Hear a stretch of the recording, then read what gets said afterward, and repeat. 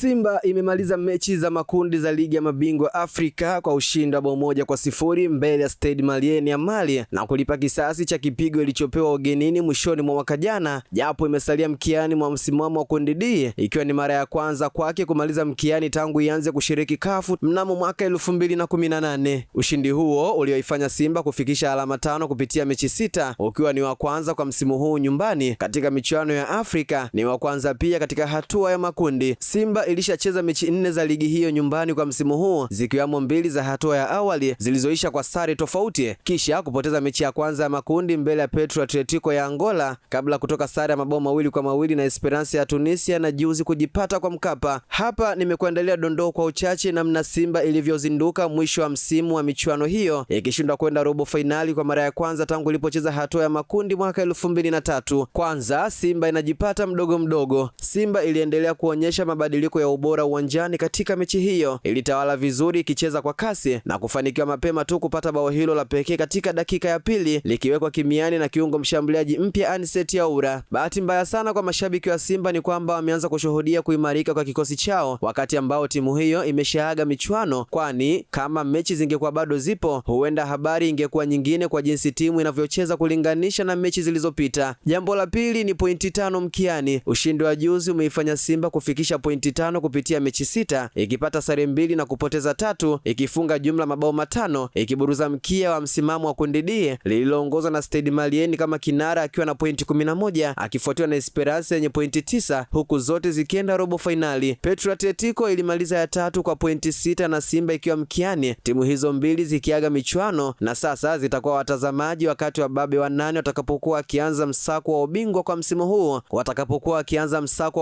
msimu huu ambapo draw ya mechi za hatua zinazofuata itafanyika kesho Jumanne. Jambo la tatu ni mbele mabao bado. Katika mechi ya juzi Simba ingeweza kutengeneza ushindi mkubwa zaidi, lakini umakini mdogo wa washambuliaji wa timu hiyo uliwaangusha kwa kushindwa kutumia nafasi ilizotengeneza hasa kwa Selemani Mwalimu Gomez na Eli Mpanzu, kwani walikosa utulivu kumalizia mipira wavuni. Eneo la kati la Simba linazidi kuimarika ambapo viungo wake wanaonyesha kuwa na nguvu ya kusukuma mashambulizi, lakini pia ukabaji ukifanyika vyema. Jambo la 4, Mpanzu kunani. Mpanzu bado ni mchezaji anayehitajika Simba, lakini kitu anachotakiwa kufanya ni kupunguza kukaa na mpira wakati wenzake wameshajiweka kwenye maeneo mazuri kuharakisha mashambulizi. Anachofanya Mpanzu ni kama kinaichelewesha Simba kutengeneza mabao mengi zaidi, hatua ambayo pengine ilichangia atolewe katika dakika 69 baada ya kuchelewesha shambulizi la haraka katika dakika 65 wakati wenzake walishakaa maeneo sahihi. Jambo la 6 ni Aura tishio. Kama kuna silaha ambayo Simba imeiongeza kwenye timu, basi ni winga Aura ambayo wepesi wake, kasi yake na akili yake vimeiongezea Simba nguvu kubwa kwenye eneo la kiungo kwenda mbele. Jambo la 7, Kasali. Simba iko salama. Kipa Jibrila Kasali ameonyesha hakuna wasiwasi kwa Simba akiwa langoni, ambapo dakika 69 alifanya kazi nzuri ya kupangua kwa ubora shuti la mshambuliaji Tadeusz Nkeng ambalo kama si vidole vya kipa huyo lingekuwa bao zuri la kusawazisha. Kasali anaendelea kuonesha pia hesabu zake nzuri akiwa na ujuzi wa kuwapanga mabeki wake ili kuhakikisha wapinzani hawakamilishi kwa ubora mashambulizi yao. Jambo la 8, Kibabage na mashabiki wa Simba. Kuna kosa moja kubwa alilofanya beki Nixon Kibabage kwenye shambulizi hilo la Nkeng, ambapo alitaka kuupiga mpira kwa nyuma tena akiwa eneo la hatari. Bahati nzuri golini kwake Kasali alikuwa amesimama imara. Kilichofurahisha ni kwamba baada ya kosa hilo Kibabage alifanya kitu cha haraka, akiinua mikono yake juu akiwaomba radhi mashabiki ambao nao kwa haraka walionyesha uungwana kwa kumpigia makofi kwa hatua alizochukua. Jambo la 9, Baka kazi ipo hapa. Kocha wa Simba Steve Baka anatakiwa kuongeza mkazo kwenye kuiboresha safu yake ya ushambuliaji ambayo bado inaonekana kuna mambo ya kiufundi anatakiwa kusukwa ili Simba iweze kutengeneza ushindi mkubwa zaidi. Imeandikwa na Victoria Melkiadi na kusoma kwako nami Hamza Saif.